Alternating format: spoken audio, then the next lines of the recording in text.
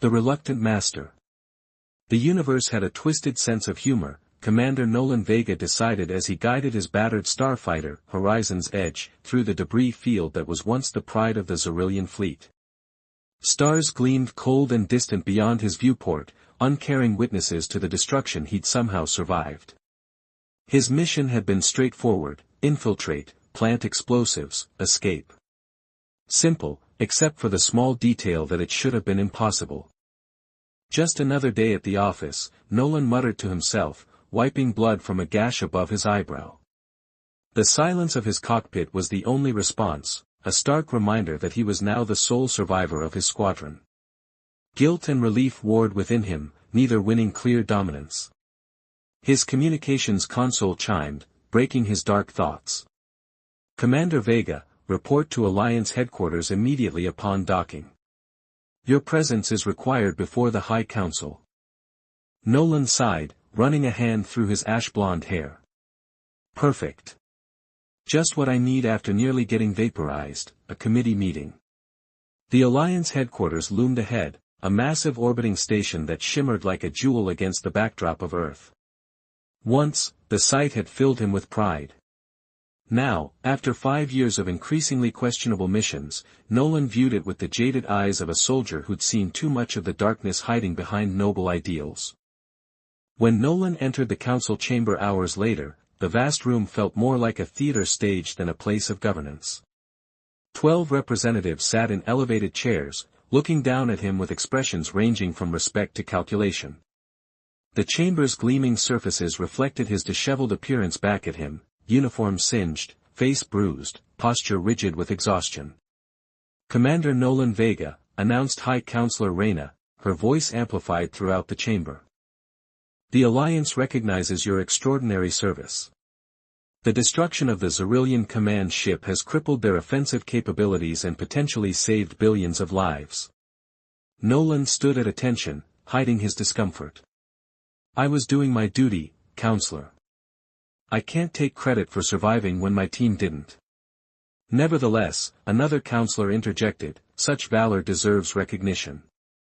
As per Alliance tradition, we have arranged a special reward for your service.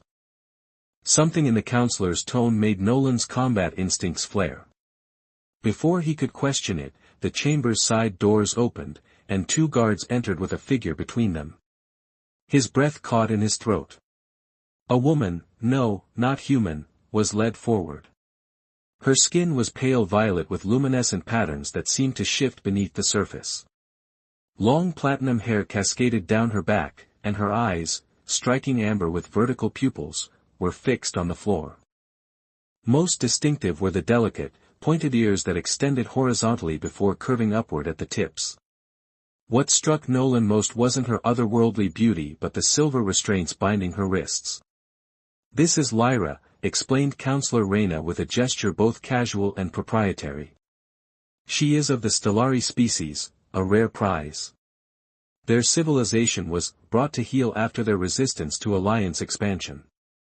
She is yours, Commander Vega. A token of our appreciation. The silence that followed felt suffocating. Nolan stared, unable to process what was happening. This wasn't a medal or promotion. This was a person. A slave. Nolan started, then steadied his voice. With all due respect, counselors, I don't accept living beings as rewards. The council members exchanged glances. This is a great honor, Commander, insisted a thin-faced counselor. The Stellari are known for their intelligence and loyalty once properly bonded. Many would consider this the opportunity of a lifetime. Nolan stepped forward, his voice firm despite his exhaustion. Then offer it to them. I won't take ownership of another sentient being, regardless of species. A tense moment followed as the council members whispered among themselves. Finally, Counselor Reyna spoke. Your principles are noted, Commander. However, the ceremony is complete. The Stellari woman is legally bound to your service. What you choose to do with that bond is, of course, your decision. Nolan recognized the political trap. Refusing outright would be seen as rejecting the Council's authority, a dangerous move in the current climate. He'd have to play this carefully. He approached Lyra, who still hadn't looked up.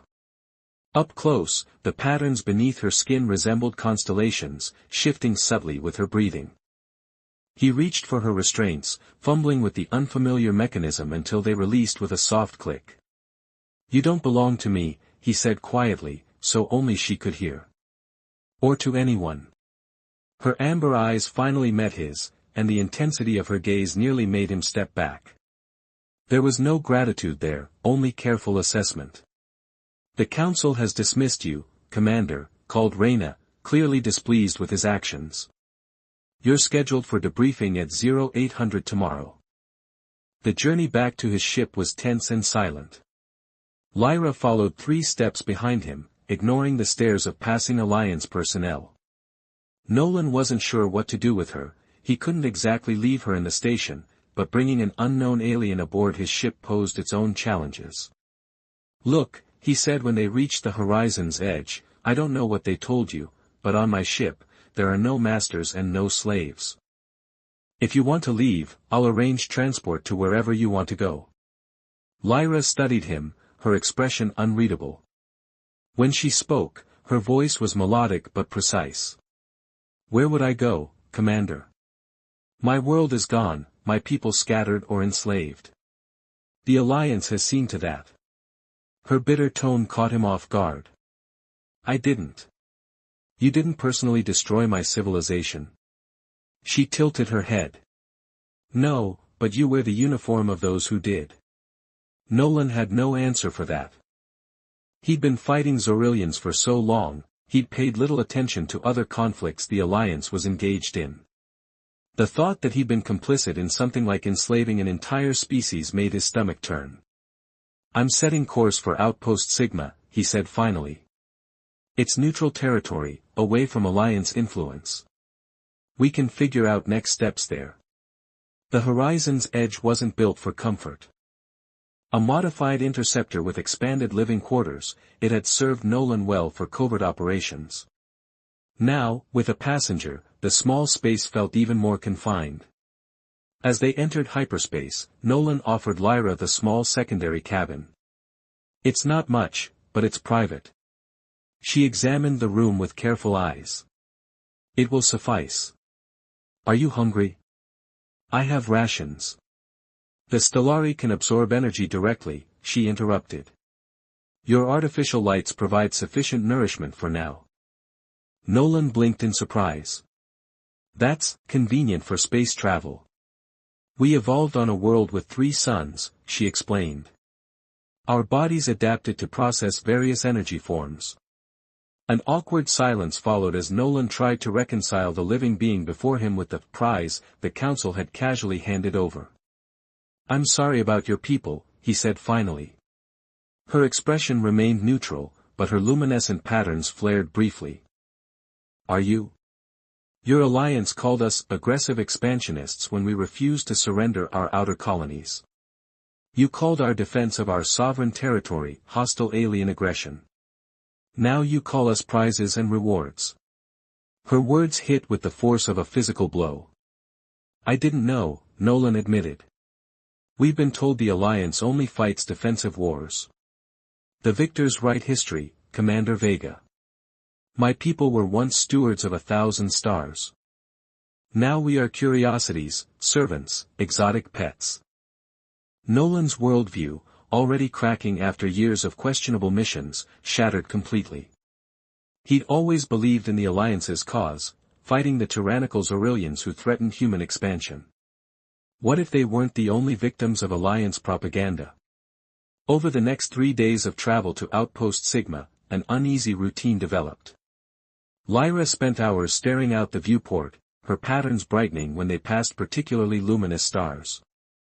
Nolan found himself watching her, curiosity warring with his sense of intrusion. On the second day, he caught her studying the ship's navigation systems with obvious expertise. "You know stellar cartography?" he asked. She didn't look up. "My people navigated the void before yours discovered how to make fire." Despite her initial hostility, Lyra gradually revealed more about Stellari culture, their harmonious relationship with stellar phenomena, their advanced understanding of energy manipulation, their art forms based on light and shadow. Your people called us magical, she explained as her fingertips traced patterns in the air, leaving trails of light that hung suspended for moments before fading. It's merely an evolved understanding of energy states. As Outpost Sigma came into view, a sprawling station built into an asteroid, Nolan realized he was facing a decision. The Alliance would expect him to return with his reward intact. But everything he'd learned suggested the Stellari were victims of the same organization he'd pledged his life to serve. We should be careful at the outpost, he warned as they prepared to dock. It's independent, but there are plenty of people who'd see you as valuable merchandise. Lyra's amber eyes met his, searching. And what do you see me as, Commander? A person, he answered without hesitation. Someone caught in the same web of half-truths I've been tangled in. For the first time, something like approval flickered across her face. Perhaps there is hope for your species yet. As they disembarked onto the bustling outpost, Nolan noticed 3 rough-looking mercenaries watching them with too much interest. His hand moved instinctively to his sidearm. Don't look now, he murmured to Lyra, but I think we've got trouble. Lyra's patterns pulsed once, sharply. They're not looking at you, Commander. They're looking at me. And they're not Alliance. Then who?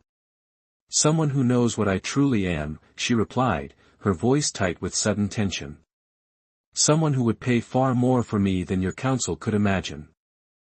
Before Nolan could question her further, the first mercenary reached for his weapon, and the fragile piece of Outpost Sigma shattered around them bonds beyond stars. The mercenary's weapon came up fast, but Nolan was faster. Years of combat had honed his reflexes to a razor's edge. In one fluid motion, he shoved Lyra behind a cargo container and drew his own blaster, firing twice. The first shot struck the mercenary's weapon, sending it spinning across the dock. The second scorched the deck at the feet of his companions, a warning. Back off! Nolan shouted, positioning himself between the attackers and Lyra. Alliance business.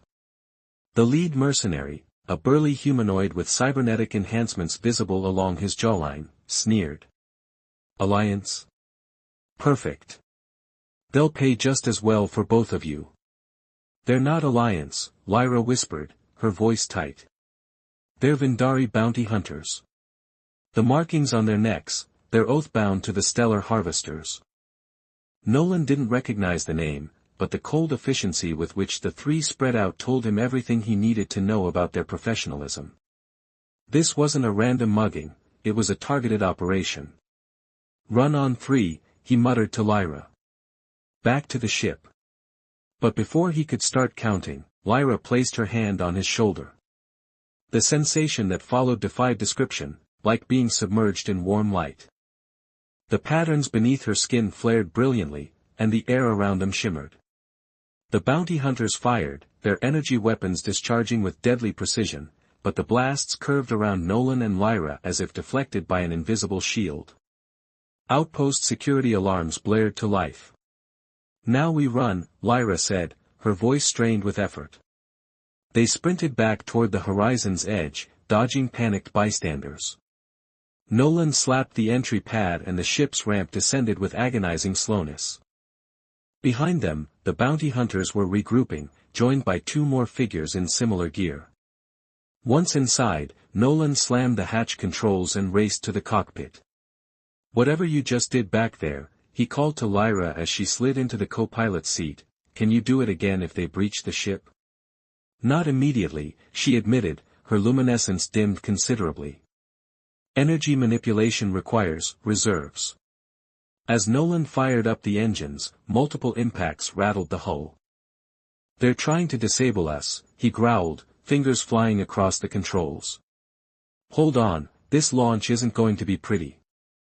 The horizon's edge tore free from its docking clamps with a screech of protesting metal. Nolan activated the combat thrusters, an illegal modification he'd never been more grateful for, and the ship shot forward. Outpost security vessels moved to intercept them, but Nolan had already plotted their escape vector. With a final burst of acceleration, they plunged into the asteroid field surrounding the station. "I've got questions," Nolan said once they'd put enough distance between themselves and their pursuers. "Starting with who exactly you are that bounty hunters would risk attacking someone in an Alliance uniform."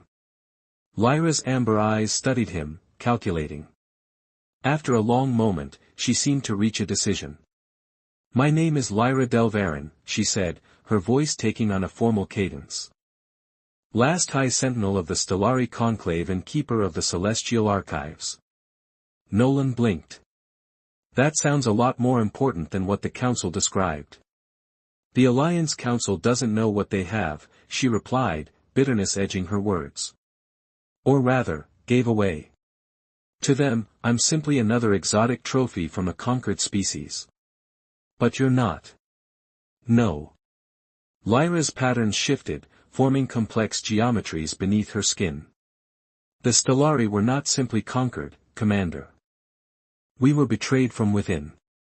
Those who survived the initial purge were either enslaved or went into hiding. I was captured while defending our greatest repository of knowledge."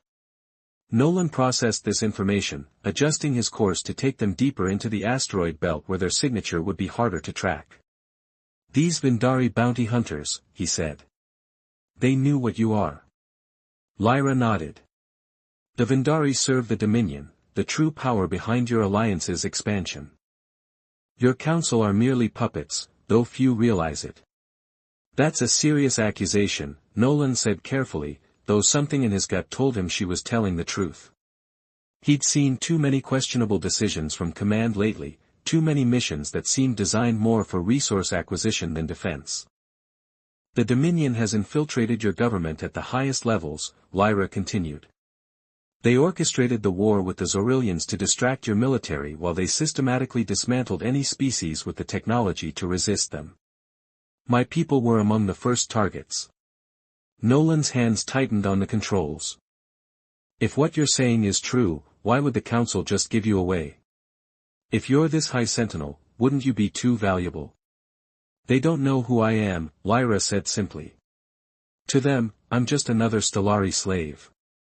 Our appearances are quite uniform to other species. But the Vindari recognized me, or at least suspected enough to send hunters."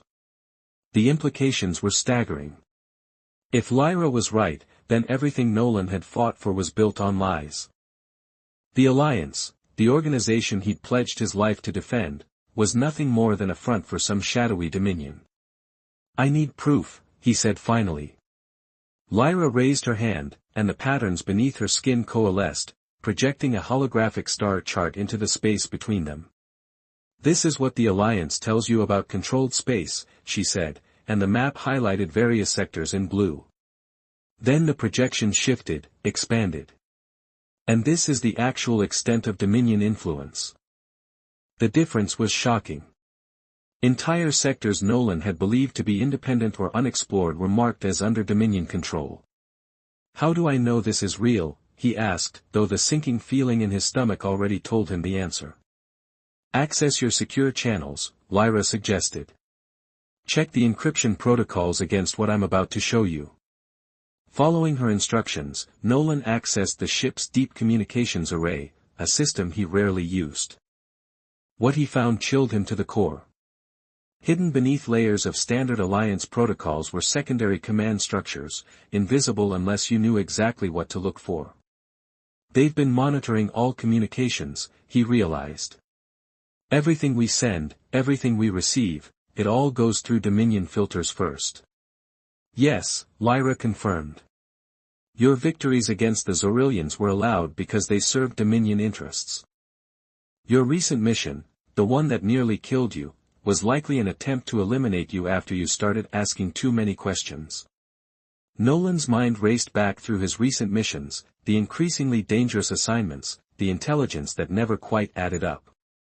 Had he been marked for elimination? Was that why his entire squadron had been sent on what should have been a suicide mission? "We need to find somewhere safe," he decided. "Somewhere off the grid where we can figure out our next move."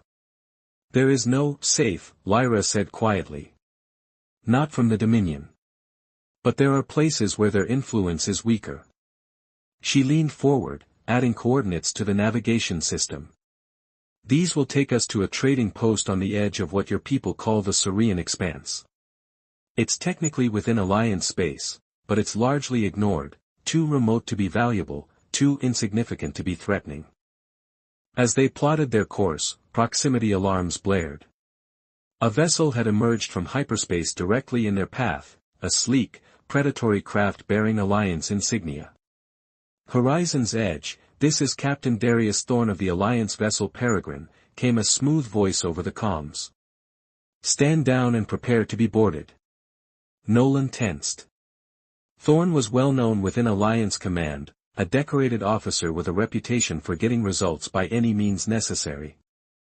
How did they find us so quickly? He muttered. Your ship likely has tracking systems you're unaware of, Lyra replied. Standard Dominion procedure. Nolan opened the channel. Captain Thorne, this is Commander Vega. On whose authority are you ordering me to stand down? I'm on sanctioned leave following my last mission. By authority of Alliance Security Directive 47A, Thorne responded without hesitation. Your passenger is classified as a high-value asset. Surrender her immediately, and no charges will be filed against you. Nolan's jaw tightened. He'd never heard of Directive 47A, but the implications were clear enough. He's not Alliance, Lyra whispered urgently. He's full Dominion. Nolan weighed his options. The Peregrine outgunned his ship by every measure, but the asteroid field offered some advantage. If he could reach the denser sections. Captain Thorne, he replied, stalling for time as he adjusted their course, I'll need to see official documentation on this directive. My orders from the Council were quite specific regarding my passenger. There was a brief pause before Thorne's voice returned, harder now. Your Council clearance has been temporarily suspended pending review. Commander Vega, this is your final warning. Stand down or we will open fire. Commander, Lyra said, placing her hand on his arm. The touch sent an unexpected current through him, not unpleasant, but startling in its intensity. I cannot fall into Dominion hands. What I carry, what I know, would give them the means to locate the last free Stellari outposts. Nolan made his decision. Hold on, he told her, then cut communications with the Peregrine. What followed was a desperate chase through the asteroid field. The Horizon's Edge was more maneuverable, but the Peregrine's weapons had greater range. Energy blasts superheated the space around them, vaporizing smaller asteroids and turning larger ones into deadly shrapnel storms. We can't outrun them forever, Nolan said grimly as the ship shuddered under a near miss. And we can't fight them head-on. Lyra's eyes narrowed in concentration.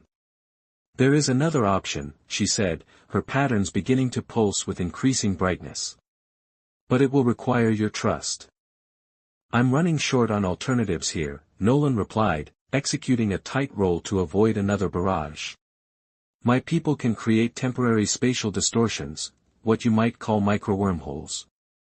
With your ship's power systems, I could generate one large enough for us to pass through. To where? A location the Dominion cannot track, a pocket of subspace my people used as emergency sanctuaries. Another impact rocked the ship, and warning lights flashed across the console. Their shields were failing. Do it, Nolan decided. Lyra moved with practiced efficiency, connecting herself to the ship's power matrix through interfacing points Nolan hadn't even realized existed. Her luminescence intensified until it was almost painful to look at her directly. When I tell you, she said, her voice strained, fly directly toward the largest asteroid ahead. Do not deviate. Nolan nodded, hands tightening on the controls as he set their course toward a massive, jagged rock formation that would surely destroy them on impact. Behind them, the Peregrine closed the distance, its weapons charging for a final, disabling shot.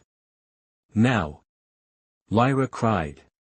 Nolan pushed the throttle to maximum. The asteroid loomed impossibly large in the viewport, and then something impossible happened. A seam of brilliant light appeared in space before them, widening into a tear that revealed nothing. Not darkness, not stars. Nothing that human eyes could comprehend.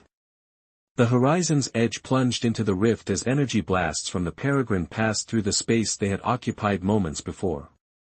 There was a sensation of incredible pressure, of being stretched and compressed simultaneously, and then, calm. The view screen showed only soft, ambient light surrounding them. No stars, no asteroids, no pursuing vessel. Just a peaceful, luminous void. Nolan released a breath he hadn't realized he was holding. "Where are we?" "Between," Lyra answered, her voice weak as she disconnected from the ship's systems. Her luminescence had dimmed considerably. "Neither in your space nor entirely outside it. We're safe, for now." She slumped in her seat, exhausted by the effort. Without thinking, Nolan reached out to steady her, and again that strange current flowed between them, stronger this time, almost like a communication without words. "Thank you," he said. "You saved us." Lyra's amber eyes met his. "You chose to help me when you could have surrendered me." "That was unexpected." "Yeah, well," Nolan said with a half-smile, "I've never been good at following orders that don't make sense." A comfortable silence settled between them as the horizon's edge drifted in the strange non-space. After everything that had happened, the betrayal, the chase, the narrow escape, Nolan found himself facing an uncomfortable truth: his whole career, his entire understanding of the galaxy, had been built on lies. "What happens now?" he asked finally. "Now," Lyra said, her strength gradually returning, "we find the resistance. There are others, humans and non-humans alike, who know about the Dominion's influence. They've been fighting from the shadows while your alliance unknowingly does the Dominion's bidding. And you think they'll welcome an alliance officer with open arms? They will welcome what you bring: inside knowledge of alliance operations, access codes, tactical information." She paused. "And me. The knowledge I carry could change the course of this silent war." As if on cue, the ship's communications system activated independently. A message began to decrypt itself on the main screen, a message that shouldn't have been able to reach them in this place between spaces. "What's happening?" Nolan asked, reaching for his sidearm instinctively. Lyra's expression shifted to one of shock, then hope. "It's a Stellari emergency beacon," she whispered. "One I never thought I'd see again." The message finished decrypting, revealing coordinates and a simple phrase in a language Nolan couldn't read. But Lyra's reaction told him everything he needed to know. "My people," she said, her voice thick with emotion. "Some of them survived. And they're calling me home." As the implications sank in, Nolan realized that the path ahead, however dangerous, was clear. Whatever happened next, he and Lyra were now bound together by forces greater than either of them had anticipated. The alliance he had served was not what he had believed, and the woman he had reluctantly accepted as a reward was far more than she appeared. The journey they were about to embark on would change everything, not just for them, but potentially for every sentient being living under the shadow of an influence they didn't even know existed. "Well," Nolan said, setting new coordinates based on the mysterious message, "I guess we're about to see exactly how deep this rabbit hole goes." Lyra's patterns brightened briefly in what he was beginning to recognize as the Stellari equivalent of a smile. "Together," she agreed. As the horizon's edge prepared to leave the sanctuary of between space, Nolan couldn't help but reflect on the irony of his situation. He had rejected the notion of owning another being, only to find himself willingly bound to her cause in ways he couldn't have imagined. He had never wanted a slave, but what grew between them might just be strong enough to challenge an empire.